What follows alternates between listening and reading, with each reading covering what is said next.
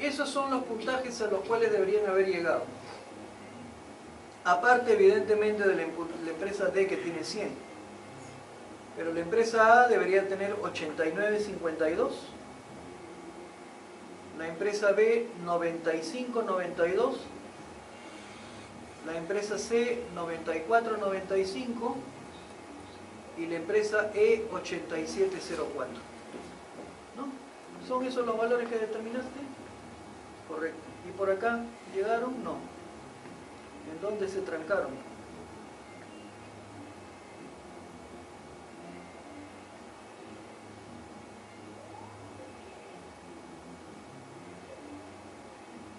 ¿Qué fue?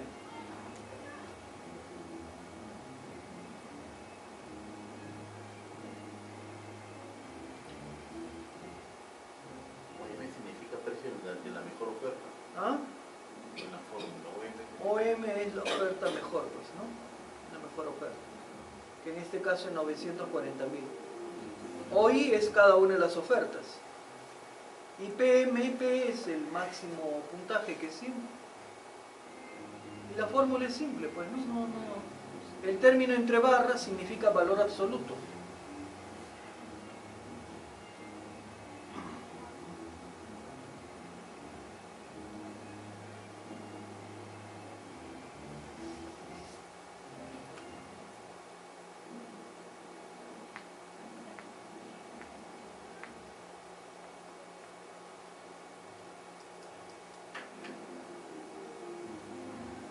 Bueno, algo que también es importante tomar en cuenta, bueno, acá tienen los puntajes, por si acaso de repente aquellos que no lo han determinado tomen nota, ¿no? Porque son los valores a los cuales deberían de llegar. ¿Puede pasar en UCB? ¿Ah? UCB. Sí, claro, también no hay problema. El A es 89,52, B 95,92, C 94,95, E 87,04. Por favor. No sé si tiene un puerto disponible, sí.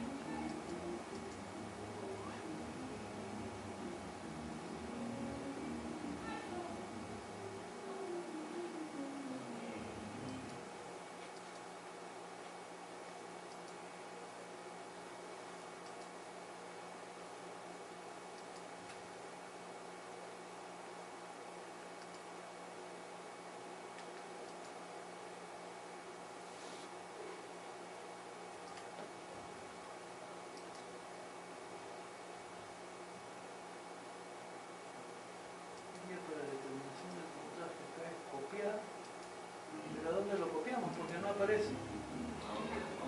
No lo reconoce. Ahí está. Ahí está.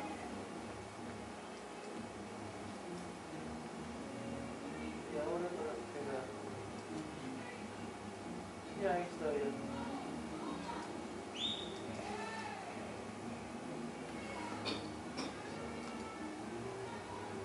Continuar.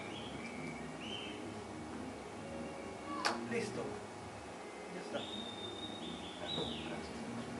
No pudiera tener. ¿Ah? O A ver. si salió todo eso. Ya.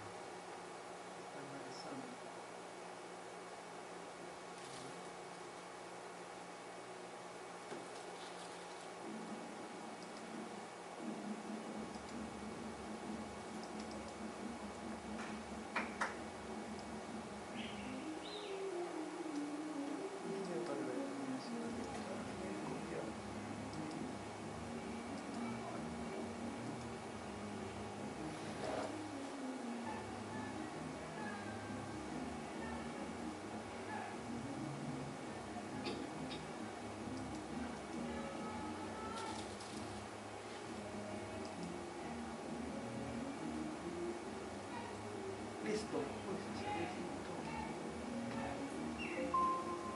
Ya.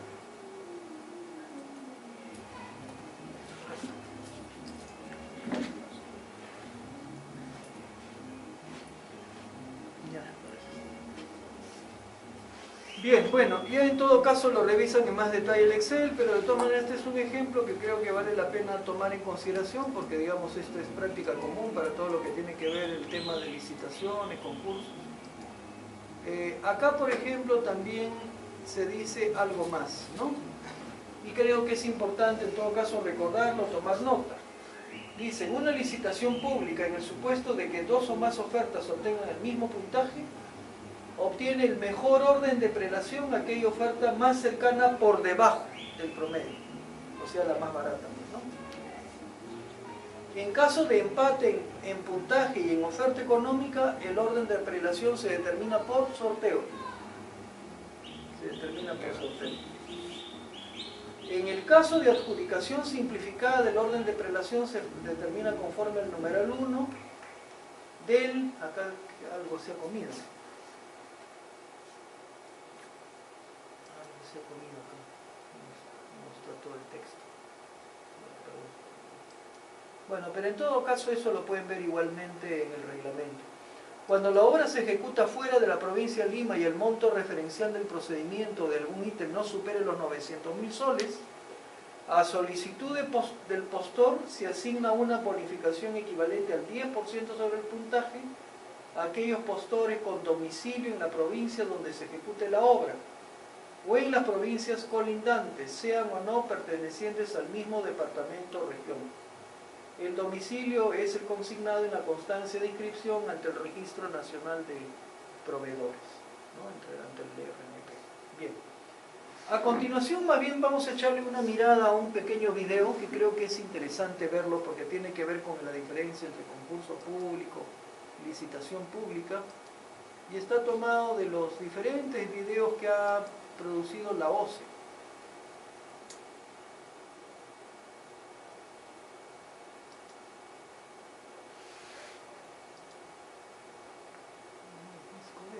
¿Qué pasó? Yo no lo reconozco.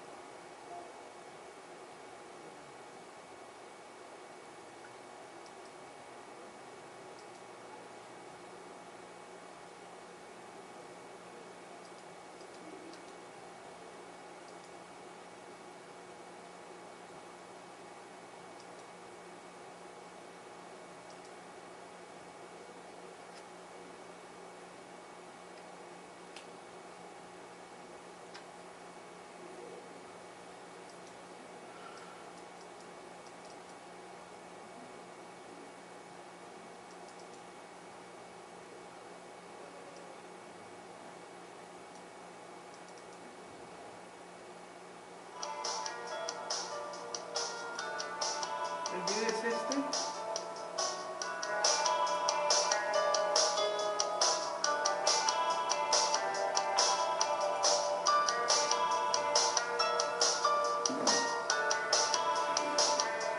ven, el título de licitación pública y concurso Bienvenidos, público. estimados alumnos y alumnas. Mi nombre es Héctor Inga Guamán, soy capacitador del OCE. El tema que vamos a tratar el día de hoy está referido a dos de los procedimientos de mayor envergadura que están regulados en la Ley 30.225 y en su reglamento. Específicamente vamos a referirnos a la licitación pública y al concurso público. En ese sentido es importante señalar que la nueva normativa de contratación pública establece métodos de contratación, es decir, aquellos medios, instrumentos que va a utilizar una entidad pública para elegir un proveedor. Dentro de estos métodos de contratación, la nueva ley de contrataciones ha establecido, en primer término, los procedimientos de selección. Dentro de los procedimientos de selección tenemos específicamente 6. La licitación pública, el concurso público, la adjudicación simplificada, la contratación de consultores individuales, la comparación de precios y la subasta inversa electrónica. Esos son los 6 nuevos procedimientos de selección que prevé la nueva normativa como uno de los métodos de contratación a través de los cuales va a elegir un proveedor. El otro método de contratación está previsto como contratación directa, es lo que nosotros ahora conocemos como exoneraciones. La contratación directa se va a utilizar cuando se configure alguna de las causales que previamente están establecidas en la Ley 30.225, que puede dar lugar a que la entidad, previo a un procedimiento interno que lleva a cabo, autorice una contratación directa, es decir, a no llevar a cabo un procedimiento de amplia concurrencia o competencia, sino una vez que se configure alguna de las causales establecidas en la ley, puede contratar directamente. Hay varias de las causales que se han ratificado con relación a la norma anterior y hay algunas nuevas causales de contratación directa que se han incorporado. Y el tercer método de contratación, a lo que la norma denomina otros métodos, está referida específicamente y es regulada ampliamente en el reglamento de la ley de contrataciones, la ley 30.225, se denomina los acuerdos de convenio marco. Esos son, en consecuencia, los 3 nuevos métodos de contratación que pueden utilizar las entidades del Estado para elegir un proveedor. Los procedimientos de selección, la contratación directa y, entre otros métodos, tenemos el acuerdo de convenio marco. De esos procedimientos de selección vamos a referirnos específicamente a la licitación pública y al concurso público. Hay que señalar que con relación a esos procedimientos de selección, la licitación pública va a tener 2 modalidades. La primera modalidad fundamentalmente está referida a aquella que se va a utilizar ya sea para contratación de bienes o para la ejecución de obras, siempre y cuando en el primer caso el monto sea mayor a 400.000 soles y en el segundo caso el monto sea mayor a 1.800.000 soles. Pero junto con esta modalidad que podríamos denominar la clásica de la licitación pública, vamos a tener una segunda modalidad de licitación pública, que es lo que se denomina la licitación pública con precalificación. Y esta licitación pública con precalificación solamente va a poder ser aplicable y es de carácter facultativo cuando el objeto contractual sea la ejecución de la obra, siempre y cuando el valor referencial de la obra sea mayor a 20 millones de soles. Por tanto, con relación a la licitación pública solamente vamos a tener la licitación pública clásica y la licitación pública sujeta a precalificación. Por su parte, el concurso público también va a tener 2 modalidades. Uno que va a estar referido específicamente a los servicios en general y otra modalidad específicamente para consultoría, tanto consultoría en general como consultoría de obras. El esquema que tiene tanto la licitación pública como el concurso público es muy similar a lo que tenemos actualmente. La única diferencia sustancial se da en los siguientes casos. En la etapa de consulta y observaciones, a diferencia de lo que ocurre con la actual normativa, donde la etapa de consultas es distinta de la etapa de observaciones, en la nueva normativa se establece que estas van a correr en forma simultánea. Es decir, va a haber un primer momento para poder presentar consultas y observaciones y un segundo momento para que el comité de selección pueda absorber esas observaciones.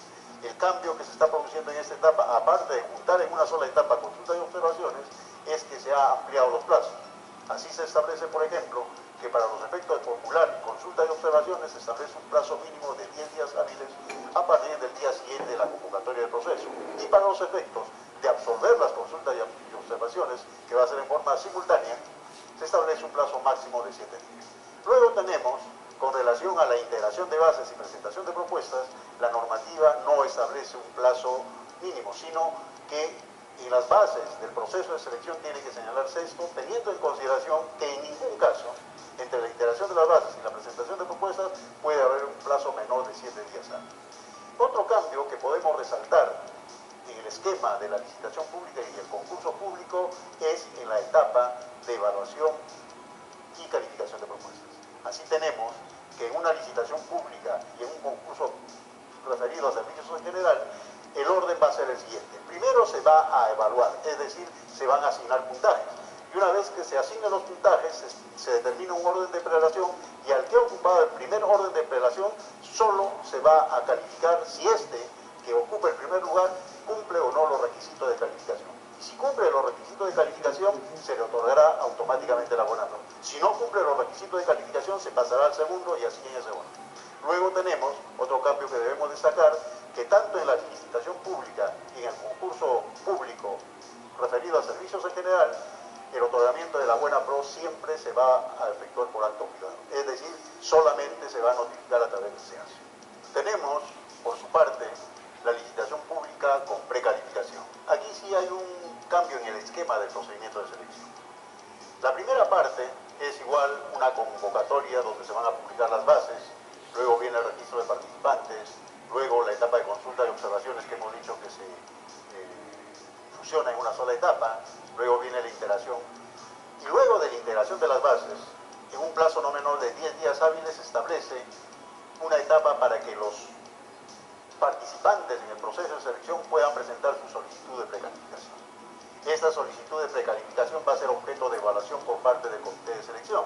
Y una vez que el comité de selección proceda a evaluar cada una de las solicitudes de precalificación en función a los criterios, a los parámetros que se han establecido en las bases, va a publicar el resultado de la precalificación. Es decir, cuál de los postores que ha solicitado su precalificación han resultado aprobados. Para tal efecto es necesario señalar que para que continúe válidamente el procedimiento de selección con precalificación tiene que haber por lo menos 2 proveedores que han sido previamente precalificados. En caso solamente uno de ellos haya sido precalificado, se declara desierto el proceso. Por tanto, publicado el resultado de precalificación, publicada la relación de los precalificados, viene ya propiamente la presentación de ofertas, que como hemos señalado se va a llevar por acto público, luego viene la etapa de evaluación y calificación de las ofertas y posteriormente la buena pro. Y la buena pro, tal como hemos señalado, en este caso también se establece que va a ser por acto privado. El esquema general del concurso público para consultoría tiene las siguientes características que podemos resaltar. Tiene la misma etapa que cualquier otro proceso de convocatoria, el registro de participantes, la etapa fusionada de consulta y observaciones, luego tenemos la integración de las bases, y una vez integradas las bases viene la presentación de ofertas. Aquí la peculiaridad que tiene este proceso, por el objeto contractual referido a consultoría, es que se van a presentar, como actualmente ocurre, 2 propuestas, la oferta técnica y la oferta económica, a diferencia de lo que ocurre en los demás objetos contractuales. Cuando se trata de contratación de bienes, de servicios en general y de obras, la norma ha señalado que solamente se presenta una sola oferta, un solo sobre. ¿Dónde están los aspectos técnicos y económicos? En cambio, en el caso de consultoría, específicamente se van a presentar 2 sobres, oferta técnica y oferta económica. Y por tanto, la evaluación va a seguir ese orden. Se abre en primer término la oferta técnica, se evalúa, se establece el puntaje mínimo correspondiente que debe alcanzar y solo aquellos proveedores que hayan alcanzado el puntaje mínimo en la propuesta técnica, a esos postores se va a abrir su sobre de oferta económica. Y una vez determinado el puntaje de la oferta económica, se determina el puntaje total y se va a otorgar la buena pro a aquel postor que ha obtenido el más alto puntaje. Y en este caso, otra característica que distingue a la licitación pública o concurso público para servicios en general, el concurso público para consultoría, el otorgamiento de la buena pro siempre se va a llevar a cabo por acto público. Ahora vamos a referirnos a cada una de las etapas del procedimiento de selección, haciendo la precisión que como regla general corresponde tanto a la licitación pública y concurso público clásico como a la licitación pública o concurso público que hemos denominado sujeta a una modalidad. En primer lugar tenemos la convocatoria. La convocatoria tiene que efectuarse necesariamente a través de su publicación en el SEAS. Y eso tiene que hacerse en la licitación pública, en el concurso público, en la adjudicación simplificada y en la selección de consultores individuales. Lo mismo que la subasta inversa electrónica. Todos estos procedimientos tienen que convocarse mediante su publicación a través del SEAS. ¿Qué requisitos deben cumplirse para que haya una convocatoria válida tanto en la licitación pública como en el concurso público? En primer lugar, ¿cuál es el medio que debe utilizarse? Ya lo hemos señalado. Es de carácter obligatorio que toda convocatoria que se efectúe de una licitación o concurso público debe realizarse a través del SEAS. Si no hay una publicación a través del SEAS, esa convocatoria no tiene validez. Puede, alternativamente y de carácter facultativo, utilizarse otros medios. La idea fundamental es que haya una mayor difusión de la convocatoria del proceso. Pero estos otros medios son de carácter facultativo. ¿Qué otras condiciones previas deben cumplirse para que la convocatoria sea válida? Tres fundamentalmente. Uno, que el procedimiento de selección esté incluido previamente en el plan anual de contrataciones. Dos, que tenga un expediente de contratación aprobado. Y tres, que tenga bases aprobadas. ¿Y qué requisitos concurrentes deben cumplirse? Uno, tiene que cumplirse con publicar la información a que hace referencia el artículo 33 del reglamento. Tiene que publicarse las bases que previamente deben haber sido aprobadas. Y cuatro, con relación al registro de información de la convocatoria, en el caso del objeto contractual de bienes o en el caso de servicios, donde el concepto es el valor estimado, hay la obligación de registrar en el SEACE el valor estimado. Lo que sí hay que tener cuidado, y el SEACE ha desarrollado un mecanismo para tal efecto, ese valor estimado no se va a publicitar, porque de acuerdo al mandato legal, el valor estimado en el caso de bienes y servicios es de carácter reservado. En cambio, en el caso de obras y de consultoría de obras, el valor referencial siempre va a ser de carácter público. Es decir, una vez que se registre el valor referencial en el SEACE, esto va a ser de conocimiento desde el principio por parte de todos y cada uno de los proveedores que están interesados en participar en esos procesos de selección. La segunda etapa del procedimiento de selección es el registro de participantes. Es decir, es el momento en que el proveedor manifiesta su interés en participar en ese procedimiento de selección. ¿Qué condiciones debe reunir el proveedor para poder registrarse válidamente en un proceso? Primero, tiene que tener su inscripción vigente en el Registro Nacional de Proveedores. Y luego, la otra condición mínima que debe cumplir es que no tenga una sanción impuesta por el Tribunal de Contrataciones. Es decir, que no haya sido objeto de inhabilitación para participar en procesos de selección o para contratar con el Estado. ¿Cuál es el plazo? El plazo para el registro de participantes es a partir del día siguiente de la convocatoria hasta antes de la presentación de propuestas. No nos olvidemos, dado que ahora el registro de participantes es electrónico, el registro de participantes va a ser hasta un minuto antes de la presentación de propuestas. En el caso de licitación pública sujeta a calificación previa, el plazo para los efectos de registrarse como participantes es hasta antes del momento o de la etapa prevista para la presentación de solicitud de precalificación. ¿Qué otras características podemos mencionar de esta etapa de registro de participantes? Que es, como ya lo hemos señalado anteriormente, de carácter electrónico, todo se va a hacer a través del SEACE, es de carácter gratuito y en el caso específico de obras da la posibilidad que pueda obtener una versión del expediente técnico siempre que se pague el derecho correspondiente por el fotocopiador. En la etapa de consultas y de observaciones, que como hemos señalado anteriormente, ahora se fusionan en una sola, la característica o la finalidad que tienen las consultas es servir como instrumento a través de los cuales los proveedores que participan en un proceso de selección contribuyan a velar por la claridad de la regla de juego. Es decir, siempre que haya una disposición oscura que no se entienda, que pueda dar lugar a diversa interpretación, el mecanismo idóneo para pedir su aclaración es a través de las consultas. Estas consultas se ha previsto que el proveedor lo presente por escrito a través de mesa de partes.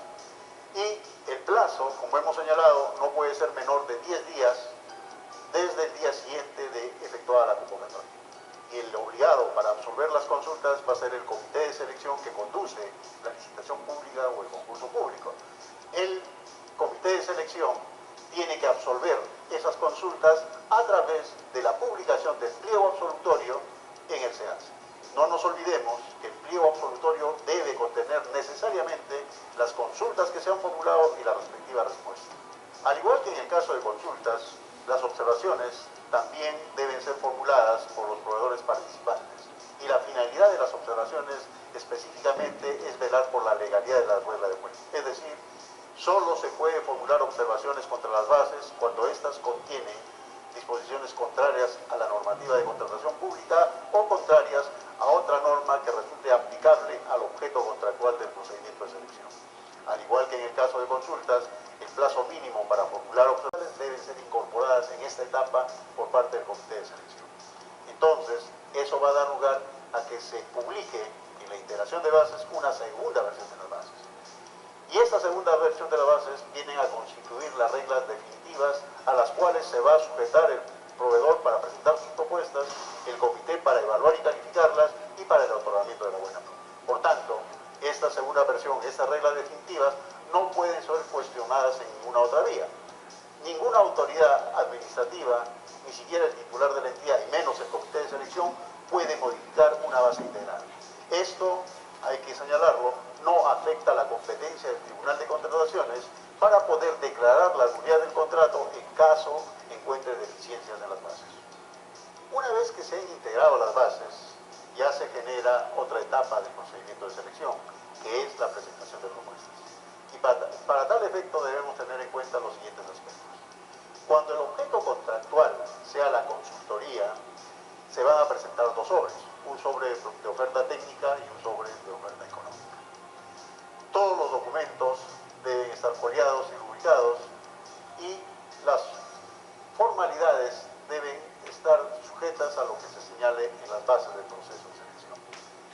La propuesta técnica debe tener el número de copias en función al número de miembros del comité especial y en el caso de la propuesta económica, solo en original. En el caso que el objeto contractual sea bienes, servicios u obras, se va a presentar un solo sobre. Un solo sobre que contenga toda la información técnica y económica que va a servir luego para que el proveedor sea evaluado por parte del comité de selección. En este caso, tal como hemos señalado, debe consistir la evaluación, como explicaremos en la siguiente diapositiva, pero fundamentalmente en el caso de bienes, servicios y obras, solo se presenta, y eso es lo que hay que resaltar porque es uno de los cambios fundamentales que se da en la nueva normativa, un solo sobre. Un solo sobre donde van a estar todos los aspectos técnicos y también lo referido a la oferta económica propiamente dicha. En cuanto a la presentación de propuestas, la nueva normativa no exige ninguna formalidad para la presentación en acto público. ¿A qué me refiero? Ya sea el postor o su representante o un tercero pueden presentar ofertas en nombre del postor. No se va a exigir ninguna acreditación de representación como ocurre con la actual normativa. La idea es no establecer excesiva formalidad para la presentación de propuestas en acto público. Todo acto público necesariamente debe contar con la participación de un notario público o en aquellos casos donde no sea posible la participación de un notario público tendrá que hacerlo un juez de paz. Adicionalmente, es posible que se cuente con la participación en el acto público de un representante del Sistema Nacional de Control. Otro aspecto que debemos destacar de la presentación de propuestas es que la oferta que se presente debe estar por escrito, debe estar firmada, debe estar foliada, debe presentarse por el mismo proveedor o por un tercero, tal como hemos señalado anteriormente. Una vez que se han presentado las propuestas, se procede a la apertura del mismo. En el caso de bienes, servicios y obras, hemos señalado que es un solo sobre de oferta técnica y de oferta económica. Se va a formar parte de un solo documento, un solo conjunto de documentos que forma parte del sobre que presente el postor. En cambio, en la consultoría sí es necesario destacar la presentación de dos sobres. Y cuando se presentan dos sobres, el orden en que se van a aperturar eso es primero la oferta técnica y luego la oferta económica. En esta etapa de presentación de propuestas, un tema que debemos resaltar también es el régimen de subsanación y aclaración de ofertas. La nueva normativa normativa establece esa posibilidad, estableciendo un plazo de 3 días para los efectos de que el postor pueda subsanar o aclarar las ofertas. Se puede subsanar las ofertas durante la admisión de la propuesta, durante la precalificación, durante la evaluación o calificación de la misma. La aclaración o subsanación de errores formales o materiales que no modifiquen el alcance de la oferta, es decir, aquella información que ya forme parte de la propuesta, de los documentos que ha presentado. La norma señala una serie de supuestos en los cuales se puede dar esa posibilidad de subsanar errores o aclarar algún defecto en la información que contiene los documentos que forman parte de la propuesta. Otro aspecto relacionado con la subsanación de ofertas está referido a la falta de presentación de documentos. Mientras lo primero que hemos señalado tiene que ver con la información que ya forma parte de la propuesta, en ese segundo aspecto está referido cuando el postor ha omitido la presentación de un documento. Aquí, este régimen de excepción se ha ampliado. No es como ocurre en la actual normativa, que solamente es posible subsanar la falta de presentación de documentos cuando estos tienen por objeto acreditar requerimientos técnicos mínimos. No, ahora se ha ampliado, inclusive es posible que se pueda subsanar la falta de presentación de documentos que tengan por objeto acreditar factores de evaluación o criterio de evaluación. Pero se mantienen dos condiciones para que proceda. Uno, que se trate de documentos expedidos por autoridad pública en ejercicio de su función. Y dos, que esa expedición del documento tiene que haberse efectuado antes de la fecha prevista en el cronograma del proceso de selección para la presentación de propuesta. En el caso de la oferta económica o del documento que contiene la oferta económica, solamente es posible subsanar el rubricado o foliado. No hay otra posibilidad de subsanación, ya sea por errores u omisiones o por falta de presentación de documentos.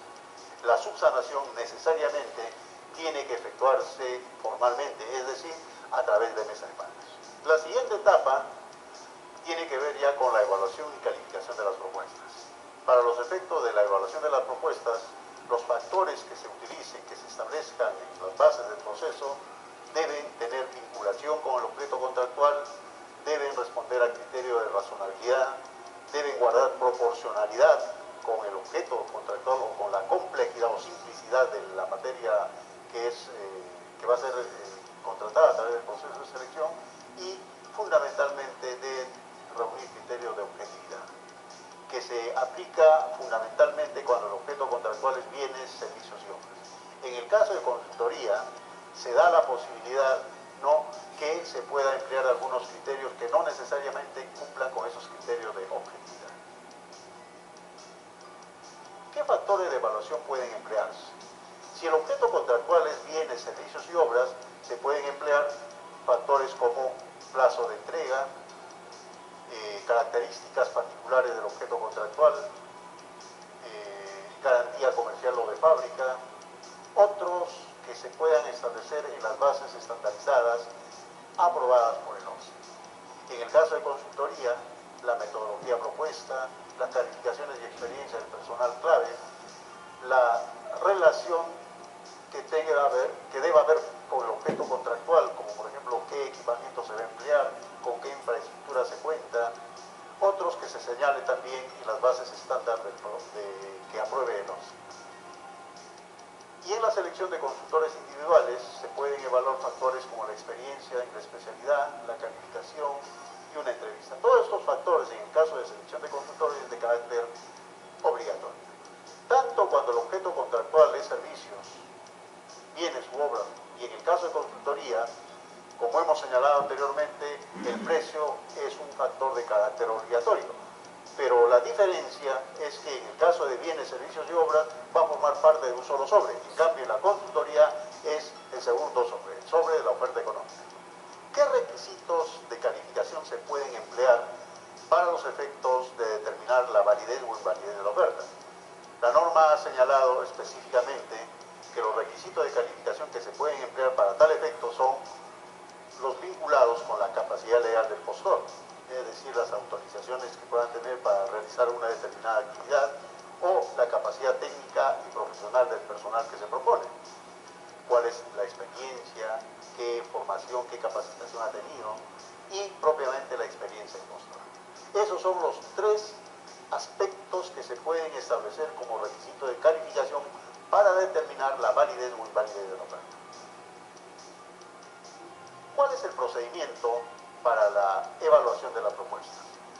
Cuando el objeto contractual se trate de bienes, servicios o de obras en general, el procedimiento va a ser el siguiente. Tal como hemos indicado, se presenta un solo sobre. Cuando se presenta ese único sobre, va a proceder el comité de selección a la apertura correspondiente.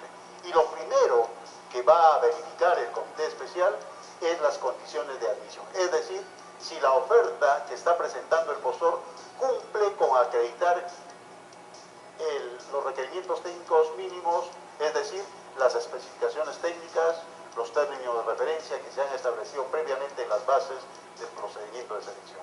Una vez que supere esta primera evaluación, esos requisitos de admisión, y el comité determine que esa propuesta está cumpliendo con acreditar el cumplimiento de esas especificaciones, de esos términos de referencia, el paso siguiente es que el comité proceda a evaluar la propuesta, es decir, a la asignación de los puntajes que se han previsto y en función a los criterios que se hayan establecido en las bases del proceso. Una vez determinado el puntaje de cada uno de los postores en su oferta, no nos olvidemos que uno de los factores que necesariamente se van a evaluar en este momento, en la evaluación de la propuesta, previamente tiene que evaluar. Entonces, determinado el puntaje de cada uno de los postores, el comité especial va a establecer un orden de prelación. Y una vez que establezca ese orden de prelación en función al que ha obtenido el más alto puntaje, a ese que ha obtenido el primer orden de prelación va a proceder recién a verificar los requisitos de calificación. Es decir, aquellos, como hemos señalado en la diapositiva anterior, que tiene que ver, ¿no?, con las condiciones de la capacidad legal, con la experiencia o calificaciones del personal propuesto o con la experiencia del postor propiamente, según las reglas que se hayan establecido en las bases correspondientes. Entonces, al primero, al que ha obtenido el más alto puntaje en el momento de la evaluación, procede a verificar. Si cumple, le otorga la buena prueba. Si no cumple este postor que ocupó el primer orden de prelación, con los requisitos de calificación pasa al siguiente. Si no cumple el segundo, pasa al tercero, y así hasta verificar que alguno de ellos cumpla. Al que cumpla, puede ser el primero, el segundo o el tercero, le otorga la buena prueba. Y una vez que se otorga la buena prueba, ya corresponde esperar, ¿no?, que esa buena prueba quede consentida para los efectos de formalizar el contrato correspondiente. Cuando el objeto contractual se refiere a consultoría en general y consultoría de obras, se van a presentar tener que dos cortar, sobres, creo, un porque sobre de digamos oferta el tiempo técnica, gana acá. oferta Pero de económica. todas maneras este es un Y el video, comité ustedes de lo pueden selección encontrar va a seguir el siguiente en realidad en la página web de Primero, la OCE, va a abrir el en sobre todo de lo que, oferta en realidad hay una cantidad enorme y de del sobre documentos, la de oferta repente técnica, vamos a cortar el esto acá, procedimiento va a ser el siguiente. porque El digamos primer el tiempo ya no nos va a permitir ver todo, pero como ven es una presentación en la que cada cosa que dice es información valiosa, porque digamos da pautas muy precisas, muy claras de cómo es que procede todo el mecanismo correspondiente pues a los procesos de selección. Entonces en realidad es un video para verlo, yo diría varias veces, porque por ahí hay cosas que se escapan, pero digamos dan pautas muy precisas de qué cosa es lo que tiene que cumplirse, digamos, en este caso por ejemplo que está hablando de lo que es, como se ha señalado, el tema de proceso de selección, particularmente licitación pública y concurso público. Y como ven hay varios mecanismos mediante los cuales se puede hacer, digamos, estos procesos y cada uno de ellos con sus particularidades.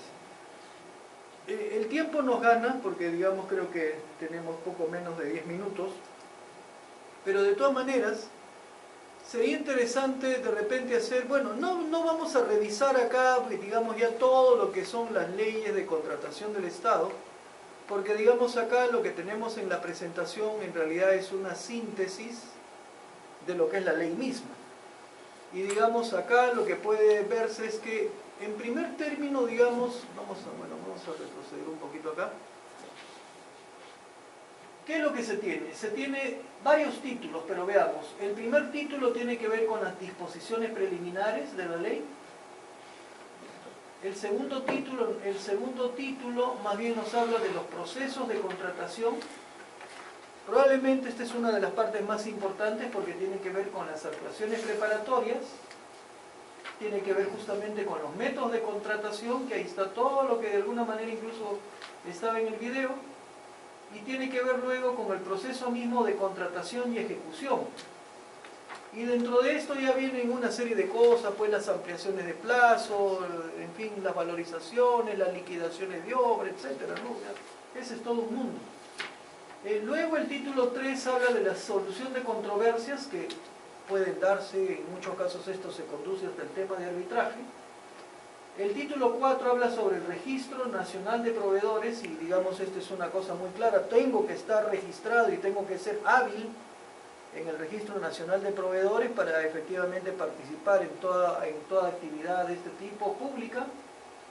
En el título 5 se habla de lo que es el SEACE, esencialmente el Sistema Electrónico de Contrataciones, y en el título 6 estamos refiriéndonos a lo que es el régimen de infracciones y sanciones. Incluso hay un capítulo 8, un capítulo 7 que habla del rol de la OCE justamente, pues, ¿no? El organismo supervisor de las contrataciones del Estado, que es la OCE. Y por otro lado, el capítulo 8 habla del Tribunal de Contrataciones del Estado y digamos incluso los requisitos que se requeriría para poder participar o para poder ser un vocal, digamos, de ese tribunal, ¿no? Y bueno, hay algunas disposiciones complementarias finales, etc. Entonces, esto es en realidad la ley. La ley, como pueden ver, tiene un total de 62 artículos. Y bueno, la ley viene complementada con el reglamento correspondiente, ¿no? El reglamento de la Ley de Contrataciones del Estado. Entonces, una cosa que, claro, nosotros acá en el curso no es propósito de ver esto porque no se trata de un curso sobre proyectos de inversión pública, sino más bien, como lo habíamos comentado al comienzo, la idea era presentar una panorámica general de diferentes tópicos relacionados con la gestión de proyectos. Pero yo diría que esta parte es una parte muy importante, ¿por qué? Porque la mayor parte de proyectos, de proyectos viales se desarrolla bajo el marco de las contrataciones con el Estado, ¿no? O sea, es bien difícil que hablemos nosotros de, bueno, puede haber una obra privada, ¿no? Pero no, o sea, lo que hay pues son las obras mayormente del sector público y por lo tanto tendríamos que estar muy al tanto de todo esto, ¿no? Entonces con eso prácticamente completamos lo que vendría a ser la presentación que ustedes han recibido, toda la separata que creo que tienen en sus manos, porque digamos ya sería cuestión de que ustedes lo lean eso, como dije, no es propósito pues acá ponernos a revisar artículo por artículo, ¿no? Eso ya podrían revisarlo ustedes. Y bueno, digamos, esta presentación se complementa con el rol que cumplen algunos organismos, que también creo que eso ustedes perfectamente lo pueden ver, porque digamos acá es una cuestión más bien descriptiva de cuál es el rol de Proinversión. De repente uno de los aspectos más importantes que puede estar vinculado con Proinversión es justamente el tema de las APPs, de los proyectos por asociación público-privada. Y ahí tal vez lo que sí es importante es ver cuál es el marco mediante el cual se desenvuelven estos proyectos, ¿no? Después los proyectos de iniciativa privada, y bueno, acá se hace mención de algunos proyectos que están en la cartera de Proinversión. OCITRAN, que digamos ya lo habíamos mencionado por ahí, el órgano supervisor, ¿no?, de todo lo que tiene que ver con el tema de transportes. La Contraloría, que indudablemente tiene un rol bastante significativo en todo lo que es el marco de control, el marco de verificaciones del marco legal, etcétera. Y bueno, el MEF, ¿no?, el Ministerio de Economía y Finanzas, que igualmente en lo que corresponde al tema de transportes, pues tiene una serie de guías, como dice acá, ¿no? Hay una serie de guías sobre caminos vecinales, sobre vialidad interurbana, sobre vialidad urbana, sobre el tema de carreteras y algunos contenidos mínimos, ¿no?, que están ahí planteados. Luego podríamos hablar de ese plan que en realidad tiene un rol muy modesto, diríamos, ¿no? Ese plan muy poco se escucha o se sabe del rol de ese plan, cuando en realidad debiera ser un organismo, yo diría, de todos, debería ser el más importante. Como en su momento, en alguna época acá en el país, pero ahí nos tendríamos que remontar a la época del gobierno militar, existía lo que se llamaba el INAP, que era el Instituto Nacional de Planificación, ¿no? Entonces, ¿por qué eso es fundamental? O sea, un país que no planifica, o un país que no ordena, digamos, cómo va a orientar sus recursos, cómo establece, digamos, prioridades y cómo trabaja de manera articulada los requerimientos de los diversos sectores, es un país que un poco va a la deriva. Y yo creo que de alguna manera eso es uno de los problemas que tenemos nosotros. O sea, no hay realmente una planificación, no hay un organismo, una institución que realmente tenga un rol rector en este tema. O sea, si tenemos que hablar de qué institución debiera estar muy presente incluso en medios para establecer los lineamientos de desarrollo, de crecimiento, de obras, en fin, en el país, no debería ser que salga Ocitran, no debería ser que sea Proinversión, no debería ser Provía, no debería, que son lo que en el imaginario de nosotros incluso pues tienen mayor peso. Lo que debería tener más peso es un Instituto Nacional de Planificación, ¿no? En este caso lo que viene a ser CEPLAN. Pero en realidad pues en nuestro medio yo diría que casi como que pasa desapercibido. O sea, si yo digo trabajo en CEPLAN, lo primero que te preguntaré es, oye, ¿y qué es CEPLAN? No, porque no sé ni qué cosa es CEPLAN. Entonces, pero bueno, eso es un poco la realidad nuestra. Pueden ver ahí, ¿no? Este es el Centro Nacional de Planeamiento Estratégico, supuestamente, pero más es nombre que otra cosa, creo yo. Y bueno, acá se habla un poco también de las modalidades, sobre todo reseñando lo que es APPs. Y como decía, en APPs una cosa que ustedes podrían revisar si por ejemplo les interesa el tema de carreteras y de repente están participando en proyectos, en empresas que tal vez están interesadas en los temas de APPs, pues saber toda la normativa que hay alrededor de las APPs, ¿no? Y ahí tienen ustedes todo el marco legal de las APPs, que bueno, lo tienen ustedes en su separado, ¿no? Entonces, claro, con esto creo que nosotros estaríamos prácticamente cerrando, digamos, este módulo. Como ven, lo que se ha hecho es un barrido general de muchas cosas, cada una de ellas podría ser un mundo para trabajar, pero digamos, el tiempo para verlo, pues, de un día para cubrir todo lo que es gestión de proyectos viales, es simplemente para ver algunas pinceladas generales de todo lo que es este mundo tan grande, ¿no? Porque podríamos detenernos solamente en uno, administración de contratos, y con eso tendríamos ya para cubrir muchas cosas. O podemos ver, por ejemplo, APPs, y sobre APPs se podría también señalar mucho, ¿no? O sea, o lo que acaban de ver, nomás de ver este video que lo hemos visto media horita, ustedes podrán ver toda la información que hay sobre algo particular, que es los procesos de selección en proyectos con el Estado. Y podrán ver que es un mundo, o sea, es realmente una cantidad de cosas que hay que ver con mucho cuidado, con mucho detalle, ¿no? Y hay que conocerlo, o sea, si yo voy a participar, y que seguramente si ustedes están en este sector, pues indudablemente tienen que participar en este tipo de convocatorias, ¿no? O sea, tienen que saber muy bien cómo es que se contrata con el Estado. Entonces, en ese sentido, tiene que tenerse una familiaridad muy grande con la ley de contrataciones, con su reglamento, y con todas las normas o dispositivos que han ido saliendo incluso complementariamente, porque incluso de la misma ley y el reglamento ya han sido modificados. Entonces hay modificatorias. Y por otro lado también hay directivas, por otro lado hay opiniones técnicas, por otro lado hay decretos supremos, o sea, hay un número digamos, de normas y cuestiones legales que es importante siempre mantenerse al día.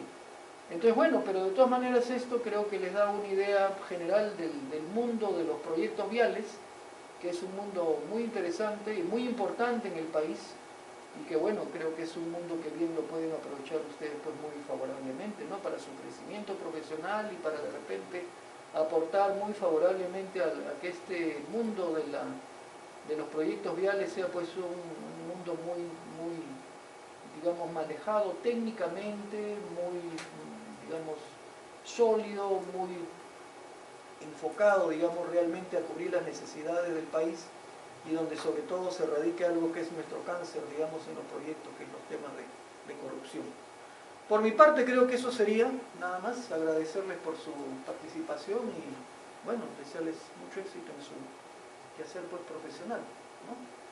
Ok, nos estamos viendo entonces pues en cualquier momento. Gracias. Gracias.